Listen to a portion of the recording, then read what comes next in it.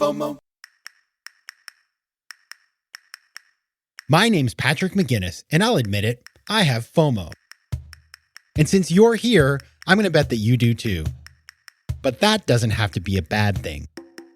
If you learn to channel your FOMO productively, you can make the most of every opportunity while keeping your sanity in the process. This is FOMO Sapiens After Hours, the snackable show about how you can make FOMO a force for good.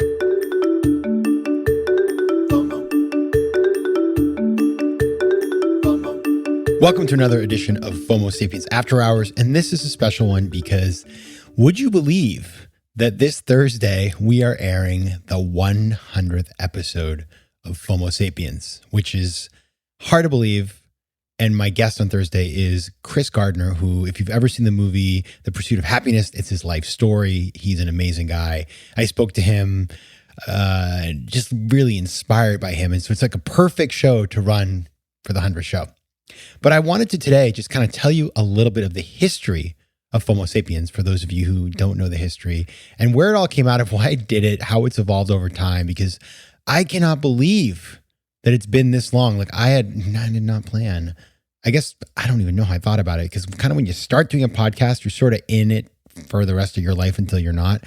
But again, I just never really thought I'd get to 100. So here we are. So how did this start? Well, a friend of mine called Doug Roel, who was working at Advertising Week at the time, said, listen, we want to launch a podcast. Would you like to do a show? And I said, I don't know, because I'd always decided I wouldn't do a podcast unless I had distribution and unless I could do something that was high quality. And so he said, listen, we have a studio. It'll be video. You come to our office and you can have your guests come into our office. We'll record it. We'll distribute it over all these different media, and we will help support the show. And so I said, you know what? Why not do it? And we decided to do a schedule of every 2 weeks. I would go in every 2 months and record 4 shows. And in fact, that was the plan. And I wanted to do it about the 10% entrepreneur. I was going to have 10% entrepreneurs come on the show. But then I was talking to my agent, Alice Martell, and she said, Patrick, you're doing a book on FOMO, or at least you want to do a book on FOMO. Your future should be, aligned with the FOMO stuff. Why don't you focus on the FOMO stuff? And so create a show about FOMO. Find something you can talk about that has to do with FOMO. And then you will be able to have a better time trying to sell your book, which she was right about, by the way. And so decided to do the show about FOMO, came up with the name FOMO Sapiens. The rejected names included FOMO World, the FOMO Show. We had a lot of different options. One was called In Case You Missed It. That was from frequent guest on the show, Kate Everly Walker, which I really like that one.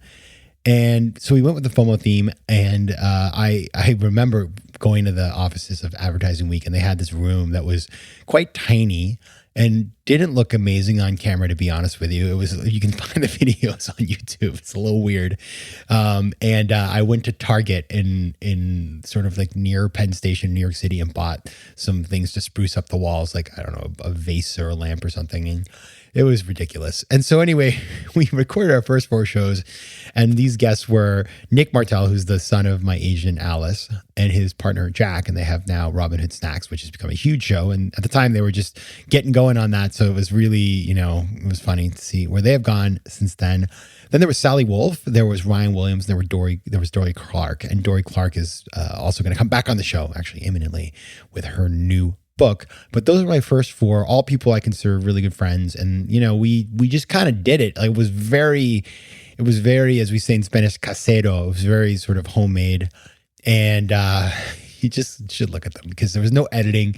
So if I messed up, we just kept going. And they're really sweet to watch now, and you can listen to them as well. But the audio quality is pretty bad. And I don't know. But the funny thing that happened was just around that time, the New York Times ran an interview with me about FOBO, Fear of a Better Option, written by Tim Herrera for Smarter Living. And he mentioned the podcast. So the podcast comes out, he mentions it, and we're all of a sudden overnight in the top 100 business podcasts on Apple, it was on a hot minute, but still, it was crazy. And so that's the story of how it started. Now, the other thing is the song. So my brother is a musician, as many of you know. So I went to his house in Brooklyn, and we just made up the song. I sang the vocals. If you didn't know that, I sing the vocals, the little FOMOs, on the theme song. He wrote the music. It was inspired by that song, Simon, like the cartoon, If You Know My Name Is Simon. That was what I was going for as a sound. And of course, on the After Hours, we have the same song, but it's a different mix of instruments. I actually created that myself using GarageBand. My brother taught me how to mess around with the instrumentation. So I hope you like that. Just kind of giving a different feel for the Monday morning show. So that's how the song came about. Now, after about, I think it was 22 episodes or something, I was introduced to the dean of Harvard Business School. Actually, I'm the kind of the, I guess, chair of my class for participation. And I was at this thank you event for alumni donors.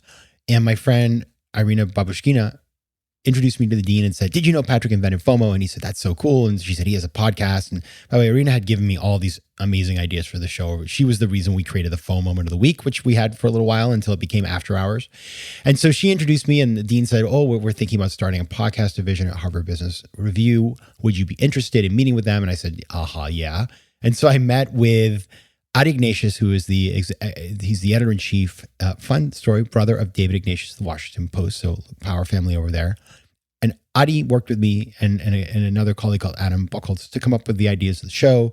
And we ended up going live with HBR in 2019. And I learned really a couple things. Number one, the power of distribution, being part of HBR. You not have to beg people to come on your show anymore. You're getting people coming to you, which was awesome. So we just got amazing people to come on the show. The other thing is that they taught me so much about quality, and I ended up upgrading big time. I mean, if you listen to we watch my early shows, I mean, they're not super awesome in terms of quality. And HBR, I started going to a studio, but still I was going to a studio to co-working. So you listen to some episodes, you can hear weird noises outdoors and stuff. And over time, that moved me to actually getting a proper studio and building my own home studio. And so HBR they were so focused on quality, I had to sort of learn. And so I ended up doing things like hiring an audio engineer from WNYC to come to my house to train me on how acoustics work. I spent a lot more time thinking about what these shows should be about. In the beginning, I just sort of showed up with like 3 questions. Now I was like, what is the point of the show and why are we doing this? And it was much more, I don't know, it's just more thoughtful. And so I did seasons 2, 3, and 4 with HBR. And then at the end of season 4, I was just kind of trying to think. It was, mid-pandemic, and I was just thinking about like, what's the future of the show? It's been amazing with HBR, but at the same time, I would love to try to have a little bit more say in how things go, because, it's when you work with an organization, you have to work with them, and they have their own sort of ways of doing things, which I totally respect. But I started to think about like, well, what if I took things in different directions and did things a little differently and had a little more flexibility, which is something that, as an entrepreneur, because this is a startup, by the way, this baby is a startup, FOMO Sapiens. So if you ever doubted that, just go back to season 1. And so I decided to engage in the idea of spinning the show out independent. And I called a friend of mine named Matt Curtis, who had worked at TED and had been really involved with their works in the podcast area. And I said, what do you think about joining me? And he said, let's do it. And so he came on as my partner in terms of building this new standalone platform. And then I moved to apartments and built a fancy home studio. And since we've relaunched in season 5, we've had amazing guests, Jay Shetty, Gretchen Rubin. I mean, all kinds of people. It's just been such a thrill to have these people on. And I'm getting some amazing people coming at me. And we're also going to be more thoughtful about sort of how we schedule things in the future. So we're doing a lot of work right now on the show. Season 6 is coming in the fall. And so I would love you, those of you who are listening, just let me know what you want from this show. How can we deliver something for you that's even more impactful? We're going to be doing things that are a little different. We're not going to radically change the show, but it's a great opportunity to step back and say, okay, what is season 6 going to look like? And by the way, we're not ending the season right now. We're going to have some best ofs in the late summer and then come back in the fall. And I've already got some really good people that we are scheduled to interview when we do that. Now, I just don't want to offer, what did I learn in this experience? Number one, I did learn this is totally a startup and it's hard. It is harder than I could have expected. Why? Well, because it's sort of like I said, it's like you kind of, you signed up. It's important when you do a show like this that you create a media habit with your listeners. That's like the thing in podcast world. So I can't just do a show a month, right? It's important that I provide content that is actionable, that is useful, that is inspiring, that makes me feel good every week. And so that is, it's kind of a nonstop thing. So just knowing that now, I've managed to figure out how to do that in a way that's sustainable, but it's definitely something to think about if you're going to start a podcast. I advise you to think through that very carefully, right? That's number one.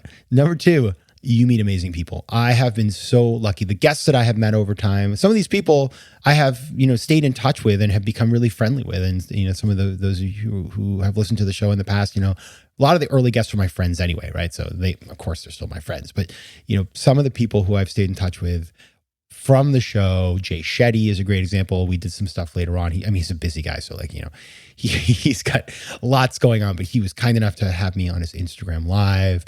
The founder of Better Up, Alexi Robichaud, he and I have stayed in touch, among others. And so you just people that I met and I was like, wow, you're awesome, right? And so I think just meeting these really nice people and getting to hang out with them and then getting to know them and just kind of being friends and maybe going on their shows, they come on mine. Kara Golden's another example. I went to her show. She's fantastic.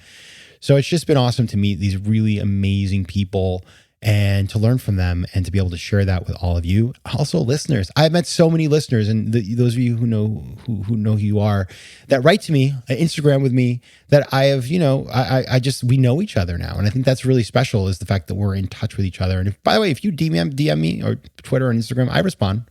Maybe not like the next day, but definitely do. And I love hearing from you and hearing your ideas and stuff like that.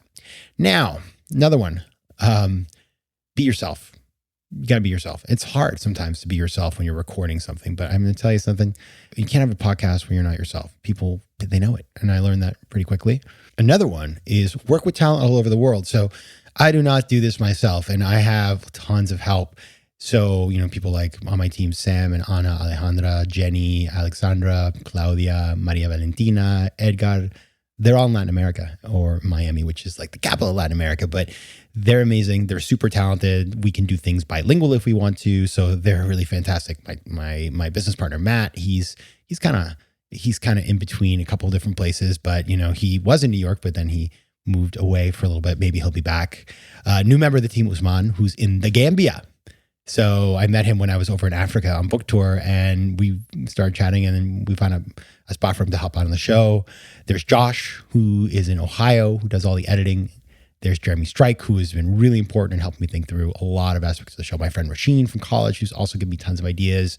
So many people. My brother, who's in Brooklyn, who wrote the theme song. I mean, it just goes on and on. So all those people, I want to say thank you. I want to say thank you to you listeners, because I really do love hearing from you. I don't just say that. I learn from you. And I just want to thank you so much for sharing your ideas, your encouragement. When I've had certain people write to me and say, the show, this episode of the show really, it's important to me, or it gave me something, or it's kind of meets me where I am right now. And when you say it to me, because it's like, I don't, it's hard to know. You see the download figures, but it's not like you getting, it's not like speaking in a room and then you get to chat with people after. This is like me talking into a mic in my apartment, and then you listening to it. And if you don't say anything to me, how do I know? And so I do love hearing from you. And I just want to thank those of you who've reached out, or just those of you who listened over the years, these 100 episodes, for being part of this, which has brought me so much joy, sometimes a little stress, but mostly joy. And I hope you listen on Thursday to what I think is a really special episode with Chris Gardner. And thank you so much. We'll see you then. FOMO. Want more of FOMO Sapiens and After Hours? Head over to FOMOSapiens.com, where you can listen to past episodes, learn more about the show, and find out how to advertise. You can also connect with me on Instagram at Patrick J. McGinnis and on Twitter at PJ McGinnis.